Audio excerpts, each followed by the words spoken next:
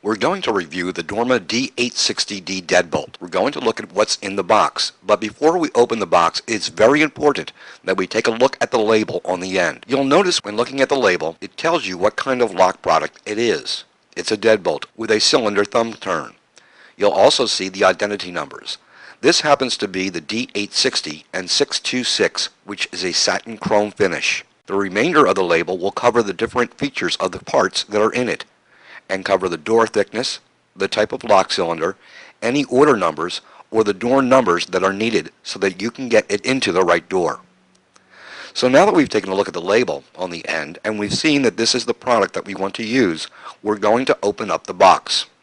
When we open up the box, we're going to see inside, for starters, we're going to see a set of keys. These are nice nickel-silvered keys, and we're going to need to set them aside. We're going to use this after we install our lock to check it. The next thing we're going to see inside are going to be the three parts that are going to make up our door strike. This is the part that's going into the door frame.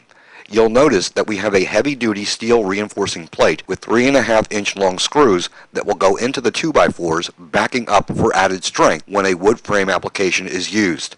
They are not necessary for a metal frame. We also have a decorative dust box that will fit inside to give it a finished look, and on top of all that, we would install this nice steel plate, which would match the finish of the remainder of the hardware.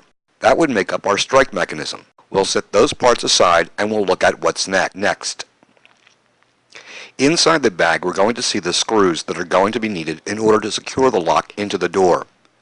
We have some heavy-duty steel through-bolt screws that will hold the product into the door, and then we have a series of combination screws that are good for both wood and metal, and those would anchor our deadbolt latch and our strike plate. These are very, very important, so we'll set these aside and we'll continue to look at what's in the box. What we see next is the heavy-duty deadbolt. We'll take this out of the bag it's stored in. And this is a heavy-duty grade 1 deadbolt. It's got some real substance to it because this is what provides our strength. I'll take a screwdriver and turn it so you can actually see the 1-inch throw steel bolt. It's a very thick, heavy bolt, and inside of it is an anti-saw pin in case somebody should try to saw it off the door. You'll also notice that there's a series of labels and stamps indicating that this has been tested by Underwriter's Laboratory and is suitable for installation in a fire-rated door.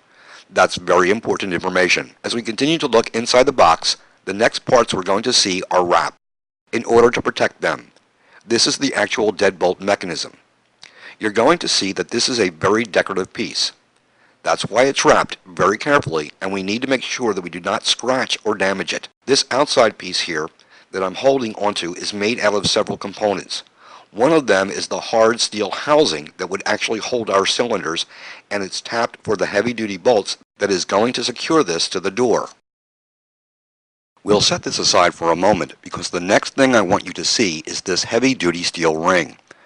This is installed underneath this nice decorative piece of trim or scalp so that if somebody were to try to hammer on it, trying to wrench it, twist it, pull it, etc., this gives it a tremendous amount of resistance from criminal attack.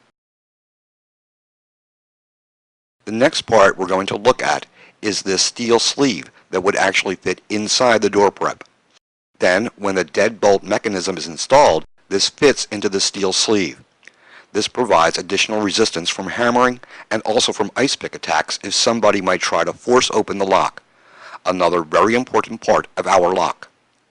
The last part that we look at is going to be our ergonomic thumb turn. Not only is this beautifully finished, but it is a nice large thumb turn, very easy to operate.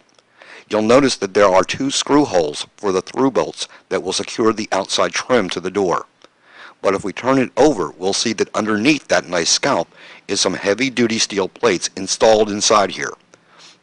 Those provide extra protection against pulling out the outside trim in a criminal attack.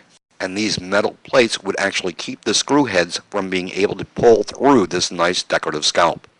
These are the components that are in the box, but there's still some more information in this box that's very important for us. If we look into the bottom of the box, we're going to see some paperwork. This paperwork is critical to our success. It's going to start with a template. This template would show us how to locate and drill the holes in the door to create the door prep when the door is not pre-prepped. The installation of the lock is also going to be as good as the correct door prep. The next part we're going to see is also very important, a set of instructions. We always urge you to read the complete instructions prior to installation and have them handy. The last thing I'm going to say before we proceed is safety is always job number one. You should always wear safety glasses and follow safety protocol.